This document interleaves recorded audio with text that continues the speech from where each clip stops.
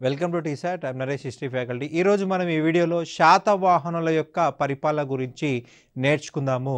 Already మనం శాతవాహనుల గురించి స్టార్ట్ చేసాము. ఇందులో భాగంగా శాతవాహనుల పరిపాలన శాతవాహనులు మౌర్యుల యొక్క పరిపాలనా విధానమునే అనుసరించడం జరిగింది. కారణం ఏంటంటే శాతవాహనులు మౌర్యుల యొక్క సామంతులు కాబట్టి మౌర్యుల పతనానంతరం స్వతంత్ర రాజ్య స్థాపన చేసుకున్నారు. మౌర్యుల కాలంలోనే వీరి రాజ్యము సామంత రాజ్యంగా అభివృద్ధి చెందింది. రాజరికం అనేది వంశపారపర్యం అని గుర్తుపెట్టుకోవాలి. రాజ్యము కేంద్రీకృతమైనది కాదు. వీరి సామంతులు కూడా తమ చక్రవర్తి వలె మాతృ సంజ్ఞలు ధరించి నాణాలు ముద్రించి అధికారం కలిగి ఉన్నారు. వీరి కాలంలో పితృస్వామ్య వ్యవస్థ ఉంది. రాచరికము పితృస్వామ్య వ్యవస్థనే. రాజు చనిపోయిన తర్వాత రాజు కొడుకే రాజు అవుతాడు. సో పితృస్వామిక వ్యవస్థ కనిపిస్తుంది అనమాట. రాజు మంత్రుల సలహా మేరకు పరిపాలన నిర్వహించేవాడు. మనకి నలుగురు ముఖ్యమైన మంత్రులు అని చెప్పుకోవాల్సి ఉంటుంది. శాతవాహన కాలంలో విశ్వాసామాత్య ప్రధానమంత్రి, అంతరంగిక సలహాదారుడుగా చెప్పాల్సి ఉంటుంది. మహామాత్య ఆర్థిక మంత్రి, రాజామాత్య ఈ రాజామాత్య అనేవాడు ఇతను రాజు ఇచ్చినటువంటి రాజు జారీ చేసిన శాసనాలను అమలు చేస్తాడు. రాజు జారీ చేసిన శాసనాలను అమలు చేస్తాడు. ఇది గుర్తుపెట్టుకోవాల్సి ఉంటుంది. మహాతలవర సైన్యాధిపతి సైన్యానికి నాయకత్వం వహించడం జరుగుతుంది. ఇక అధికారుల విషయంకి వచ్చినట్లయితే మహామాత్తులు ప్రత్యేక కార్యం కొరకు నియమించబడిన మంత్రులుగా చెప్పాల్సి ఉంటుంది. అలాగే భాండాగారికుడు వస్తు రూపంలోని ఆదాయాన్ని భద్రపరిచేవాడు. మహాసేనాపతి రాజపత్రాలు మరియు శాసనాలను రచించేవాడు. లేఖకుడు రాజాజ్ఞలను రాజు వ్యవహారాలను పత్రాలను రాసి భద్రపరిచేవాడు. హిరణకుడు ద్రవ్య రూపమైన ఆదాయాన్ని భద్రపరిచే కోశాధికారి. ప్రతిహారుడు ద్వారపాలకుడు. దూత రాయబారి.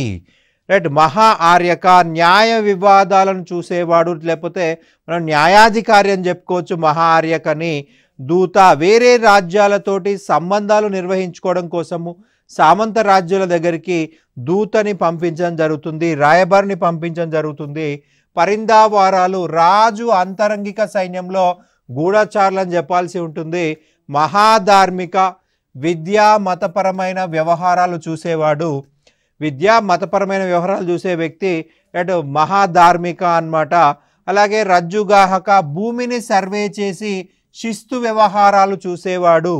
భూమిని సర్వే చేసి శిస్తు వ్యవహారాలు చూసేవాడు.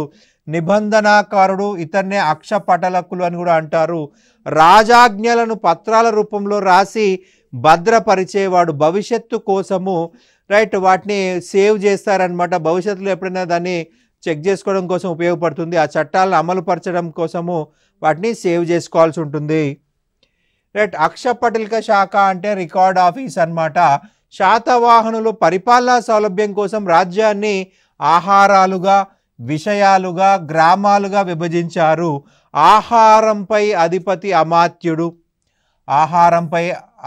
అమాత్యుడు. అమాత్యులకు వంశపార్య హక్కు ఉంటుంది. వంశపారపక్క హక్కు లేదు. వారిని తరచూ బదిలీ చేసేవారు. విషయానికి అధిపతి విషయపతి. గ్రామానికి అధికారి గ్రామికుడు, గ్రామని, గుమిక ఈ మూడు పదాలని ఉపయోగించేవారు. అనేక గ్రామాలను కలిపి గుల్మి అనేవారు. దీని అధిపతి గుల్మిక. అనేక గ్రామాలను కలిపి గుల్మి అనే ప్రాంతం ద్వారా పరిపాలిస్తాడు. శాతవాహనులు సరిహద్దుల రక్షణకి చాలా ప్రాధాన్యత ఇవ్వడం జరిగింది. సరిహద్దు ప్రాంతాల్లో గుల్మిని ఏర్పాటు చేశారు. ఇక్కడ ఒక 10 గ్రామాలు 20 గ్రామాలు గుల్మికకి ఇవ్వడం జరుగుతుంది. ఆ గుల్మిక ఏం చేస్తారంటే ఆ 10 గ్రామాల్లో 20 గ్రామాల్లో పన్నులు వసూలు చేసి ఆ పన్నులు వసూలైన దాంతో సైన్యం నిర్వహిస్తాడు. రాజ్యం యొక్క సరిహద్దులను పటిష్టపరుస్తాడనమాట. ప్రాంత సరిహద్దు రక్షణకై సేనాధిపతులుగా ఉండేవారు వీళ్ళు. మనకు మయకధోని శాసనంలో ఈ గుల్మిక గురించి, సైన్యం సరిహద్దులను కాపాడడం గురించి ఉంటుంది. గుమిక అనే అధికారులు కొన్ని గ్రామాల్లో ఉండేవారు. వీళ్ళు శాంతి భద్రతలు కాపాడుతారు. రైట్. మహారథులు మహాభోజకులు అనేవారు సామంత ప్రభువులు. మహారథులు మహాభోజకులు అనేవారు సామంత ప్రభువులు. వీరి కాలంలోని సామంత రాజ్యాలను జనపదాలు అనేవారు. జనపదాలు. శాతవాహనుల కాలంలో బరూకచా, సోపారా, కన్హేరి, కళ్యాణి, పైఠాన్, తగరా, జున్నార్, కార్లే మొదలైనవి ప్రధానమైన పట్టణాలు మరియు వర్తక కేంద్రాలు. వ్యాపారం చాలా గొప్పగా డెవలప్ అయింది. శాతవాహనుల యొక్క ప్రధాన రేవు పట్టణం అంటే బరూకచాగా చెప్పాలి. బరూకచా, సోపారా, కళ్యాణ, రైట్, పైఠాన్, తగరా, జున్నార్, కార్లే ప్రధాన పట్టణాలు. మనకి ఇందులో బరూకచా, సోపారా, కన్హేరి, రైట్, బరూకచా, సోపారా, కళ్యాణి ఈ మూడు కూడా రేవు పట్టణాలు. మిగతా ఏమో రైట్ వ్యాపార కేంద్రాలు, వర్తక కేంద్రాలు అని చెప్పాలి. రైట్. పట్టణ పరిపాలన కోసం నిగమ సభలు ఉండేవండి. ఈ నిగమ సభలు వాణిజ్యం చూస్తాయి. మనకి బట్టిప్రోలు శాసనం చూసినట్లయితే నిగమ సభల గురించి సమాచారం ఉంది. మెగస్తనీస్ తన ఇండికాలో కూడా నిగమ సభల గురించి రాయడం జరిగింది. ఫస్ట్ మనము మెగస్తనీస్ కంటే ముందే మనము బట్టిప్రోలు శాసనం చూడాల్సి ఉంది. కుబ్బీరకుడు అనేటువంటి వ్యక్తి శవపేటికలో, రైట్, శవపేటికలో మనకి యొక్క బట్టిప్రోలు శాసనం దొరికింది. కుబ్బీరకుడు అనేటువంటి స్థానిక రాజు అతని యొక్క శవపేటికలో మనకు తామ్ర శాసనం దొరికింది. సో ఆ శాసనం ప్రకారము నిగమ సభల పరిపాలన గురించి ఉంది. రైట్. కుల పెద్దలు గహపతులు అనేవారు.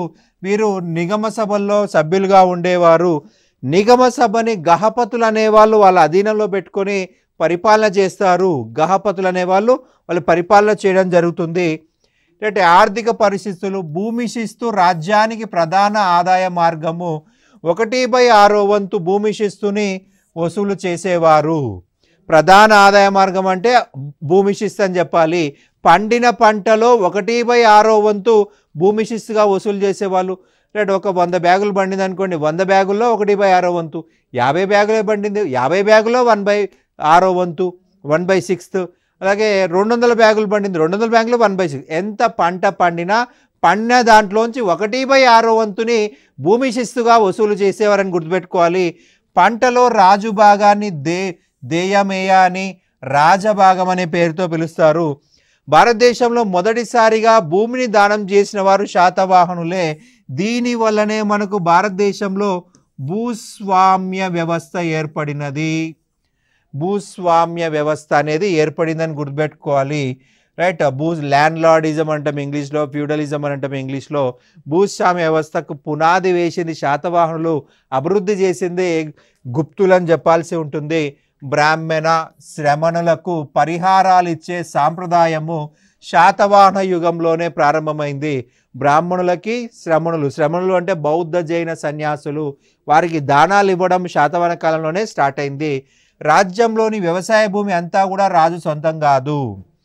రైతుకు కూడా హక్కులు ఉండేవి భూమిపైన. రైతుకు కూడా హక్కులు ఉంటాయి.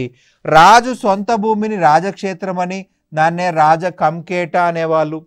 రాజు యొక్క సొంత భూమిని రాజక్షేత్రం అని. అండ్ భూదానం చేయవలసి వచ్చినప్పుడు రాజు భూమిని కొని దానం చేసేవాడు. గౌతమీపుత్ర శాతకర్ణి తన పిత్రార్జితమైనటువంటి భూమిలో 100 నివర్తనాల భూమిని బౌద్ధ సన్యాసులకు దానం చేయడం జరిగింది. నివర్తనము అంటే 1.5 ఎకర్ అని గుర్తుపెట్టుకోవాల్సి ఉంటుంది. ప్రస్తుతం 1.5 ఎకర్కి సమానము నివర్తనం అంటే 150 ఎకరాల భూమిని రైట్ గౌతమీపుత్ర శాతకర్ణి తన పిత్రార్జితమైన అంటే తన తండ్రిదండ్రుల ద్వారా రైట్ వచ్చినటువంటి భూమి అన్నమాట. రైట్. బంజరు భూములను గ్రామంలోని రైతుల చేత రోజుకొకరి వంతున గ్రామని సేద్యం చేయించి ఆదాయాన్ని రాజుకు అప్పగించేవాడు. బంజరు భూములని గ్రామంలోని రైతుల చేత రోజుకొక వ్యక్తి సేద్యం చేయాల్సి ఉంటుంది. ఒకరోజు ఒక వ్యక్తి భూమి దున్నిపోతే ఇంకో వ్యక్తి నాట్లు వేయాల్సి ఉంటుంది, ఇంకో వ్యక్తి వాటర్ పెట్టాల్సి ఉంటుంది, ఇంకో వ్యక్తి రైట్ అక్కడ కలుపు తీయాల్సి ఉంటుంది, తర్వాత పంటను కోయాల్సి, ఇట్లా స్టెప్ బై స్టెప్ ప్రాసెస్ అంతా కూడా ఈ గ్రామని అధీనంలో ఉంటుంది. రాజుకి ఆదాయాన్ని అప్పగిస్తాడు ఈ గ్రామని అనేవాడు. ఇటువంటి ఉచిత సేద్యాన్ని విష్టి అని, తెలుగులో దీన్నే వెట్టి లేదా వెట్టి చాకిరి అని కూడా చెప్పొచ్చు.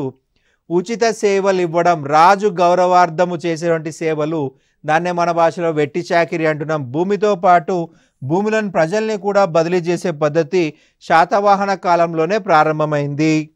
దీనివల్లనే మనం భూస్వామ్య వ్యవస్థ అభివృద్ధి చెందింది అంటున్నాము. వీరి కాలంలో పొలాలకు నీరును సరఫరా చేయడానికి ఉదక యంత్రాలను వాడేవాళ్ళు.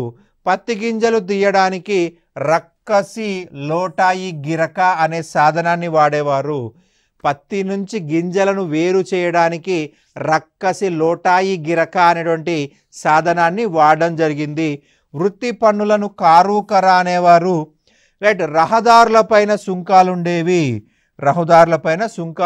ఇక నెక్స్ట్ సైన్యం విషయంకి వచ్చినట్లయితే హాతీగుంప శాసనంలో చతురంగ బలాల గురించి పేర్కొనడం జరిగింది. చతురంగ 4. రైట్, స్కందావారము తాత్కాలిక సైనిక శిబిరము. ఒక ప్రాంతం నుండి రైట్ విదేశీయులు దాడి చేసే అవకాశం ఉంది అంటే ఆ ప్రాంతంలో సైన్యం తీసుకొచ్చి పెడతారు, దాన్ని ఏమంటారు? స్కందావారము. కటకము శాశ్వత సైనిక శిబిరము. రైట్, మనకి కటకము ఇవన్నీ కూడా ప్రముఖ స్థావరాలుగా చెప్పాల్సి ఉంటుంది. ఎప్పుడు అక్కడ సింపుల్గా ఇంగ్లీష్లో కంటోన్మెంట్ అంటాము. సైనికుల యొక్క శాశ్వత శిబిరాలే కటకము, దాన్నే ఇంగ్లీష్లో కంటోన్మెంట్ అంటున్నాము. కారవేలుడు ప్రితుండ నగరాన్ని గాడిదల చేత దున్నించి నేలమట్టం చేశాడు. మనకి ఇది హాతీగుంప శాసనంలో ఉంది. హాతీగుంప శాసనంలో మెన్షన్ చేయబడి ఉంది. ఇక శ్రేణి వ్యవస్థ గురించి చూసినట్లయితే ఈ కాలంలో ఒక్కొక్క వృత్తిని అనుసరించి వారు ఒక్కొక్క ప్రత్యేక సంఘంగా ఏర్పడ్డవారు. వాళ్ళ వృత్తిని కాపాడుకోవడం కోసం, వాళ్ళ యొక్క ధరలను కాపాడుకోవడం కోసము ఒక సంఘం కింద ఏర్పడ్డారు. ఇలాంటి సంఘాలనే శ్రేణులని. ప్రతి శ్రేణికి శ్రేష్ఠి అనే పదమే తర్వాత కాలంలో శెట్టి అయింది. రైట్, మరొక పదం కూడా ఉందండి, జ్యేష్ఠక. రైట్, జ్యేష్ఠక వచ్చేసి ప్రాకృత పదము, శ్రేష్ఠి వచ్చేసి సంస్కృత పదం చెప్పాలి. సంఘ సభ్యులుగా ఉండవలసిన కట్టుబాట్లన్నింటినీ ఈ సంఘం వారే అమలుపరచవలసి ఉంటుంది. రైట్, ఈ కట్టుబాట్లను శ్రేణీ ధర్మం అనేవారు. రైట్, ఎవరైతే ఈ సంఘంలో చేరుతారో వాళ్ళు అందులోనే ఉండాలి, వేరే శ్రేణిలోకి మారడానికి లేదు. అలా మారితే మళ్ళీ అతనికి పనిష్మెంట్ ఇవ్వబడుతుంది. రైట్, 18 రకాల శ్రేణులు ఉన్నాయండి. 18 రకాల శ్రేణులు ఉన్నాయి. వృత్తి సంఘాలు నేటి బ్యాంకుల వలె పనిచేస్తున్నాయి. రైట్, ఎలా పనిచేస్తున్నాయి అంటే మనకి ఎవరైతే సభ్యత్వం జాయిన్ చేస్తారో వాళ్ళు సభ్యత్వ రుసుము కడతారు. అలా అందులో ఉన్న సభ్యులందరూ కట్టడం వల్ల డబ్బులు సేవ్ అవుతాయి. ఈ డబ్బులను వడ్డీకి ఇస్తారు, అంటే డిపాజిట్లు తీసుకొని ఇవ్వడము. బ్యాంకుల్లా కూడా పనిచేసినవి. శాతవాహన కాలంలో వడ్డీ ఎంతయ్యా అంటే 12%. మనకి శక క్షాత్రపుడు వృషభదత్తుడు నాసిక్ శాసనాన్ని జారీ చేయడం జరిగిందండి.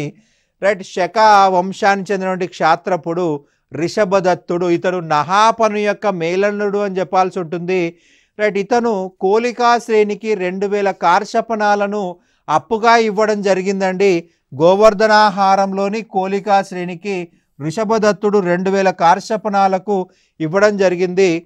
రైట్, 2000 కార్షపణాలు అప్పుగా ఇచ్చాడు. అయితే అతనికి 12% సంవత్సరానికి వడ్డీ వస్తుంది. ఆయన ఆ వడ్డీ తీసుకోలేదు. శ్రమణులకు వస్త్రదానం చేయమని చెప్పేసి ఈ కోలికా శ్రేణిని కోరాడు ఆయన. ఆయన అసలు ఎప్పుడు అలాగే ఉంటుంది, సంవత్సరానికి 12% వడ్డీ యాడ్ చేయాలి. ఆ వడ్డీ ఎంతైతే ఉంటుందో అంత బట్టలు దానం చేయమని కోరాడు. సో మనకి దీనివల్ల ఏం తెలుస్తుందంటే శాతవాహన కాలంలో వడ్డీ రేట్ ఎంత అయ్యా అంటే 12%. రైట్, 12%. అయితే ఏ శాసనం అండి? రిషభదత్తుడి నాసిక్ శాసనం అనేది గుర్తుపెట్టుకోవాల్సి ఉంటుంది. రైట్, వివిధ వృత్తి సంఘాలు మనకు 18 ఉన్నాయని చెప్పాము. హాలికులు, వ్యవసాయదారులు, గోపాలక గోవుల్ని కాసేవారు, సేతి వ్యాపారులు, కోలికలు, సాలే బట్టలు నేసేవారు, తిలపిస్టికులు నూనె తీసేవారు, ఓద యంత్రికులు నీటి యంత్రాలు నడిపేవారు, శలవర్ధకులు, శిల్పులు, వసకారులు, మేధవారు, శారదావాహులు, విదేశీ వర్తకం సాగించేవారు, వదికులు, వడ్రంగులు, కసకారులు, కంచు పని చేసేవారు, రైట్, కమ్మరులు, కులారులు, కుమ్మరులు, రైట్, కమ్మరులు మనకి ఐరన్ పని చేసేవాళ్ళు అనమాట. రైట్, కులారులు, కుమ్మరులు కుండలు తయారు చేసేవారు, గదికులు సుగంధ ద్రవ్యాలను తయారు చేసేవారు. రైట్, మనకి సెంట్లు తయారు చేసేవాళ్ళు అనమాట. సువనక బంగారు పనులు చేసేవారు, చెంకుకారులు, చర్మకారులు, రైట్ జంతువులు చనిపోయినప్పుడు జంతువుల చర్మాలను తీసి రైట్ చెప్పులు తయారు చేస్తారు, చర్మంతో వివిధ వస్తువులు తయారు చేస్తారు, లేఖకులు రాయసగ్రాండ్లు రాసేవాళ్ళు, మణికారులు మెరుగుపెట్టేవాళ్ళు, మనకి బంగారం కావచ్చు వెండి ఆభరణాలకు పాలిష్ చేస్తారనమాట, మెరుగు పెడతారనమాట. ఇలా 18 రకాల శ్రేణులు ఉన్నాయన్నమాట. రైట్ వాణిజ్యము, దేశీ వాణిజ్యం గురించి అమరావతి శాసనం తెలుపుతూ ఉంది. రైట్ మనకు దేశం లోపల ఎడ్ల బండి అనేది ప్రధాన ప్రయాణ సాధనము. మనకి సముద్రం పైన షిప్ ఎంత ఇంపార్టెంటో ఎడ్ల బండి అంత ఇంపార్టెంట్ అనమాట భూమిలోన. దేశీయ వాణిజ్య కేంద్రాలను రేవు పట్టణాలతో కలుపుతూ రహదారులు ఉండేవి. రైట్ మనకి మచిలీపట్నం నుంచి ఒకటి, వినుకొండ నుంచి మరొకటి, వ్యాపార మార్గాలు గోల్కొండ ప్రతిష్టానంల మీదుగా రైట్ బరూకచ్చం వరకు ఉండేవని, దాని గుర్తులు నేటికి ఉన్నాయని డాక్టర్ ఫ్లీట్ రాయడం జరిగింది. డాక్టర్ ఫ్లీట్ రాశాడు. రైట్ గోల్కొండ ప్రతిష్టానం మీదుగా బరూకచ్చ, బరూకచ్చ అంటే ప్రస్తుత బ్రోచ్ అని గుర్తుపెట్టుకోవాల్సి ఉంటుంది, ప్రస్తుత బ్రోచ్. రైట్ గుజరాత్ రాష్ట్రం అండి. రైట్ గుజరాత్ రాష్ట్రంలోని బ్రోచ్ అనేది శాతవాహనుల యొక్క ముఖ్యమైన రేవు పట్టణము. దాన్ని ఆ కాలంలో ఏమన్నారు, బరూకచ్చ లేదా భార్యా గజ అన్నారు, భార్యా గజ అని చెప్పేసి కూడా పిలవడం జరిగింది. బరూకచ్చ అన్న భార్యా కచ్చ అన్న ఒకటే. రైట్ మనకి ఎవరు చెప్పారండి, డాక్టర్ ఫ్లీట్ చెప్పడం జరిగింది. మచిలీపట్నం నుంచి ఒకటి స్టార్ట్ అవుతుంది, వెనుకొండ నుంచి మరొకటి స్టార్ట్ అవుతుంది. రైట్ గోల్కొండ ప్రతిష్టానాపురం మీదుగా బరూకచ్చం వరకు, అంటే మనకి ఆంధ్ర ప్రాంతం మచిలీపట్నం నుంచి గుజరాత్ వరకు కూడా మనకి ఒక మార్గాలు ఉన్నాయని చెప్పేసి అన్నాడు డాక్టర్ ఫ్లీట్. రైట్ విదేశీ వాణిజ్యాన్ని పెరిప్లస్ మరియు టాలమీ జియోగ్రఫీ తెలుపుతున్నాయి. పెరిప్లస్ ఆఫ్ ఎరిత్రియన్సీ, ఎర్ర సముద్రంపై నా దినచర్య, ఒక అజ్ఞాత నావికుడు రాసినటువంటి గ్రంథం ఇది. Ptolemy A guide to geography అనే గ్రంథము. ఈ రెండిట్లో కూడా విదేశీ వాణిజ్యం గురించి ఉంది. విదేశాలతో వర్తకం చేసే వర్తకులను సార్దాబాహులని పిలిచేవాళ్ళు. రైట్ దీనిలో ధాన్యం వ్యాపారం చేసే వాళ్ళని ధనికులు అని చెప్పేసి చెప్పేవాళ్ళు, ధాన్యం వ్యాపారం చేసేవాళ్ళు ధనికులు. రైట్ అలాగే యజ్ఞశ్రీ శాతకర్ణి చెందిన 12 ఓడ నాణ్యాలు గుంటూరు జిల్లాలోని చేబ్రోలులో లభించాయి. ఎక్కడ లభించాయండి, చేబ్రోలు.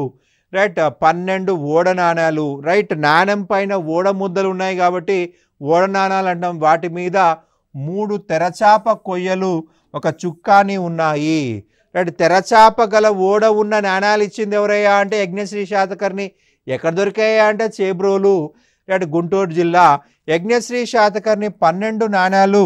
రైట్ ప్రపంచంలో ఓడ చుక్కానిని మొదట కనిపెట్టినది శాతవాహనుల కాలంలోనే. రైట్ శాతవాహనుల కాలంలోనే మనకు ఓడ చుక్కాని అనేది ఉంది. తూర్పు తీరంలో ప్రధానంగా రేవులు చూసినట్లయితే ఘంటసాల, కోడూరు, మైసోలియా, కోరంగి, ఇవి తూర్పు తీరంలో ప్రధాన రేవు పట్టణాలు. ఘంటసాల గుంటూరు జిల్లా, కోడూరు గుంటూరు జిల్లా, మైసోలియా దాన్నే మచిలీపట్నం అంటున్నాము, కోరంగి, కోరంగి మనకు ప్రస్తుతం మాడాడువులకు ప్రసిద్ధి కోరంగి అనే ప్రాంతము. రైట్ పశ్చిమ తీరంలో కళ్యాణి, సోపారా మహారాష్ట్ర, బరూకచ్చ బ్రోచ్. రైట్ బ్రోచ్ వచ్చేసి గుజరాత్ అని చెప్పాల్సి ఉంటుంది. రైట్ రోమ్ దేశంతో వాణిజ్యాన్ని నిర్వహించేవి ఈ ప్రాంతాలు. రోమ్ నాణాలు తెలంగాణలోని సూర్యాపేట, ఏలేశ్వరం, నాగార్జునకొండ, ఆంధ్రాలోని సాలిహుండం, వినుకొండ, విజయవాడ మొదలగు చోట్ల లభించాయి. రోమ్ నాణాలు తెలంగాణలో సూర్యాపేట, ఏలేశ్వరం, నాగార్జునకొండ ఈ ప్రాంతాలు గుర్తుపెట్టుకోవాలి. క్రీస్తు శకం 70లో ప్లిని భారతదేశం నుండి దిగుమతైన గాలితో నేసినవా అన్నట్లుండే శాలగూల వంటి వస్త్రాలు రోమన్ యువతులు ధరిస్తున్నారని వాపోయాడు, ఏడ్చాడు. ఈ ప్లినీ అనేవాడు రోమన్ అసెంబ్లీలో ఒక సెనేటర్ అని చెప్పాల్సి ఉంటుంది. భారతదేశానికి బంగారము వెండి నాణ్యాలు వరదలాగా పోతున్నాయి, ఒక నదిలాగా వెళ్ళిపోతూ ఉన్నాయి, మనం ఇమీడియట్గా వ్యాపారం ఆపాల్సిందే, ఆపకపోతే భవిష్యత్తులో రోమన్ సామ్రాజ్యంలో బంగారు వెండి నాణాలు మనం చూడలేము అని చెప్పేసి ఏడ్చాడు. రైట్ యొక్క బట్టలు చూసినట్లయితే మస్లిన్ అని చెప్పాల్సి ఉంటుంది. రైట్ మనకి సాలెగూడు ఎంత చిన్నగా ఎంత ఉంటుందండి, చాలా నాజుగ్గా ఉంటుంది. రైట్ మస్లిన్ మస్లిన్ అనేటువంటి క్లాత్ అనమాట. చాలా నాజుగ్గా ఉంటుంది, పల్చగా ఉంటుంది, రైట్, పారదర్శకంగా ఉంటాయి అన్నమాట. సో అవి వేసుకున్నట్టు ఉండదు, పారదర్శక దుస్తువులు.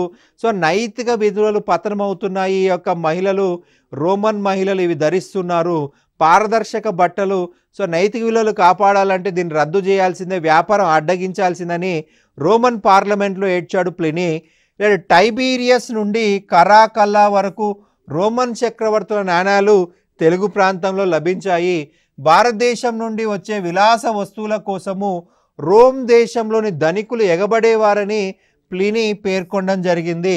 ఈ ఏటా ఈ విలాస వస్తువుల కొరకు 10 కోట్ల సెస్టర్స్లు అంటే 11 లక్షల పౌండ్ల రూపాయలు రైట్ రోమ్ సామ్రాజ్యం నుంచి రైట్ వెళ్తున్నాయి. అందులో 5 లక్షల పౌండ్లు భారతదేశానికే వెళ్తున్నాయని, రైట్, అంటే సగం భారతదేశం నుంచే దిగుమతి చేసుకుంటున్నారని చెప్పేసి చెప్తున్నాడు ప్లినీ. 11 లక్షలు దాదాపు 5 లక్షల వరకు భారతదేశం వెళ్తున్నాడు. నర్మదా నది తూర్పు తీరంలో రత్నాలు దొరికేవని టాలమీ రాశాడు. నర్మదా నది తూర్పు తీరంలో రైట్ రత్నాలు దొరికేవి. రైట్, అల్లూరు శాసనం యోనక దివ్యను పేర్కొంటుంది. రైట్, రోమన్ దేశం నుండి ఆంధ్రదేశానికి కొన్ని టన్నుల బంగారం దిగుమతి అయింది. రైట్, సామాన్య ప్రజలు కూడా బంగారు ఆభరణాలు ధరించడం అజంతా, ఎల్లోరా, సాంచి, నాగార్జున కొండలోని శిల్పాల ద్వారా, చిత్రాల ద్వారా తెలుస్తుంది. రైట్, ఇక ఎగుమతుల విషయంకి వచ్చినట్లయితే సుగంధ పరిమళ ద్రవ్యాలు, మణులు, ముత్యాలు, పట్టుబట్టలు, మల్లు సెల్లాలు. ఆ మల్లు సెల్లాలనే మనం మస్లిన్ అని చెప్పేసి చెప్తాము. మల్లు సెల్లాలనే మస్లిన్ అని చెప్పేసి అంటాము. దిగుమతులు బంగారం, వెండి, రాగి, గాజు సామాన్లు. బంగారం, వెండి, రాగి, గాజు సామాన్లను గుర్తుపెట్టుకోవాల్సి ఉంటుంది. రైట్, ఇక నెక్స్ట్ చూసినట్లయితే వర్తక వ్యాపారంలో వస్తు మార్పిడి విధానం కనిపిస్తుంది. వర్తకులు తమ సౌకర్యం కోసము చిన్న ముద్ర నాణ్యాలు ముద్రించేవారు. ఈ నాణ్యాలు వర్తక సంఘం వారు వర్త సంఘం ముద్రతో ఇచ్చేవాళ్ళు. మనకి వర్తక సంఘం నిగమ ఒక వర్తక సంఘంతో వ్యాపారంలో ఈ చిన్న ముద్రణ నాణ్యాలు ఉపయోగించేవారు, చిన్న ముద్ర నాణ్యాలు ఉపయోగించేవారు. రైట్, నెక్స్ట్ చూసినట్లయితే వీటిలో ఎక్కువగా వెండి నాణ్యాలు, తక్కువగా రాగి నాణ్యాలు ఉండేవి. రైట్, మనకి కోటిలింగాల వద్ద రణగోబద, రణ సమగోప పదాలు గల రాగి పోటీన్ నాణ్యాలు లభించాయి. రాగి పోటీన్ నాణ్యాలు లభించాయి. మనకి కోటిలింగాల జగిత్యాల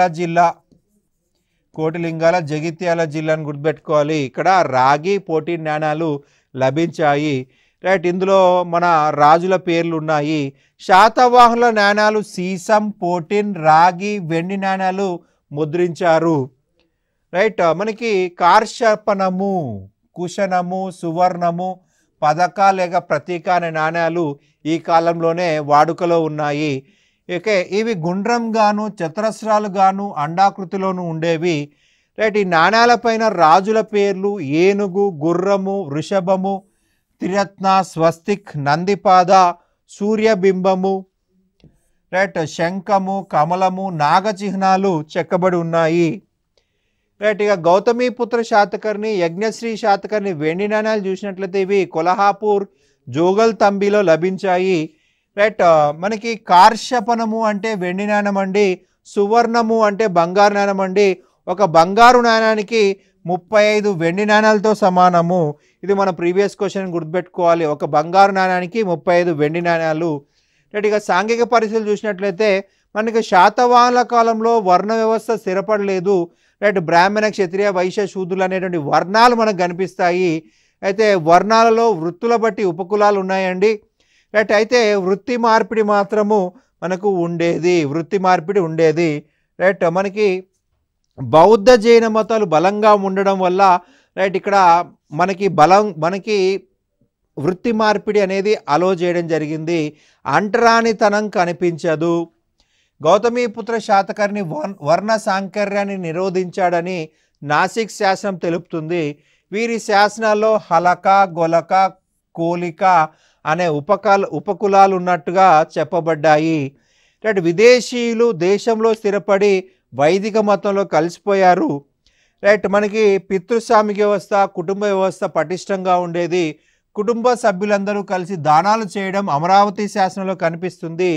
రైట్, దిమిక అనే చర్మకారుడు కుటుంబంతో కలిసి వచ్చి అమరావతి స్తూపానికి పూర్ణ కుంభాన్ని బహూకరించి రైట్ శాసనాన్ని జారీ చేయడం జరిగింది. ఈ కాలంలో బ్రాహ్మణులు ప్రత్యేక సౌకర్యాలు అనుభవించడం జరిగింది.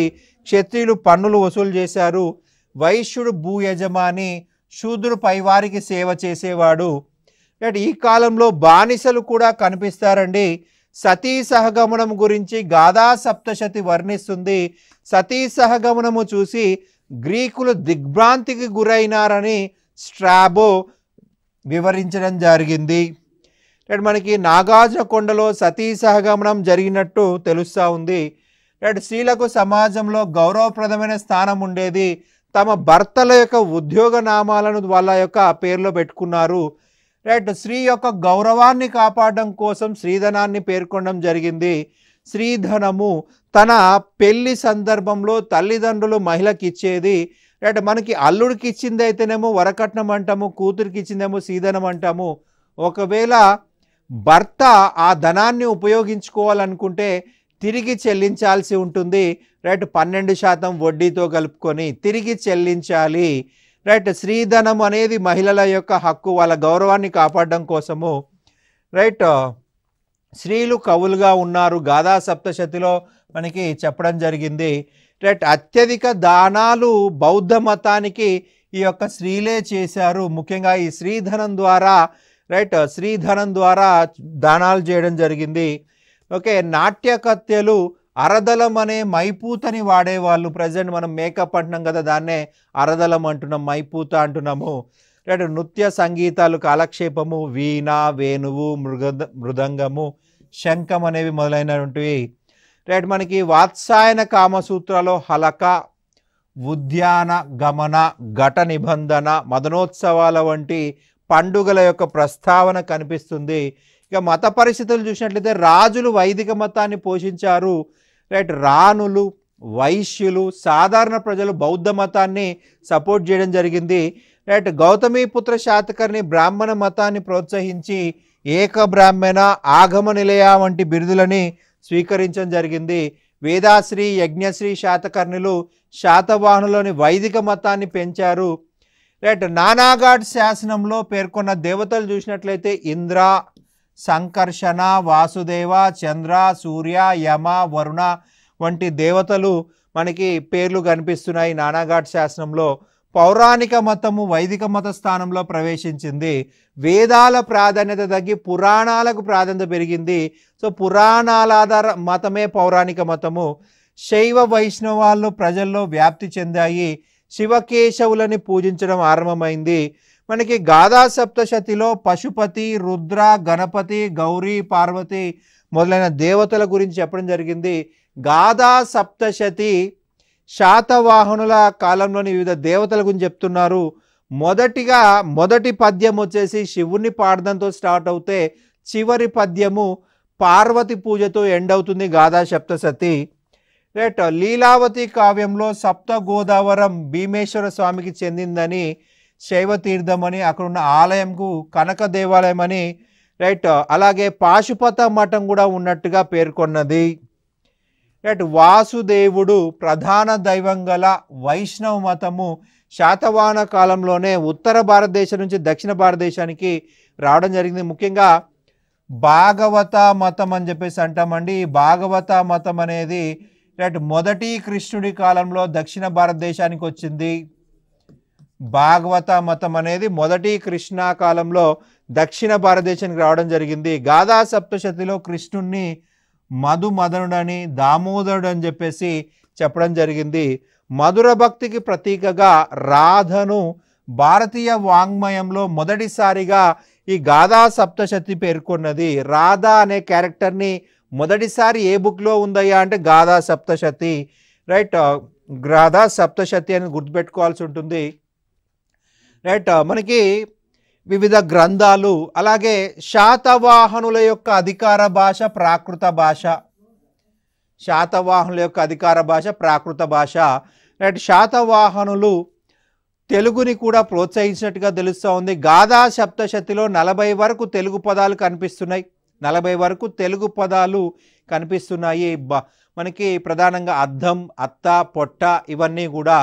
అలాగే మనకు అజంతా చూసినట్లయితే cave number 9, cave number 10 Satavahana కాలానికి సంబంధించింది. ఇందులో శ్వేత గజ జాతకం అనేది మనకు చెప్పబడి ఉంది, పెయింట్ చేయబడి ఉంది. ఇవన్నీ కూడా మనకు శాతవాహనలకు సంబంధించి సమగ్ర సమాచారము. Thank you.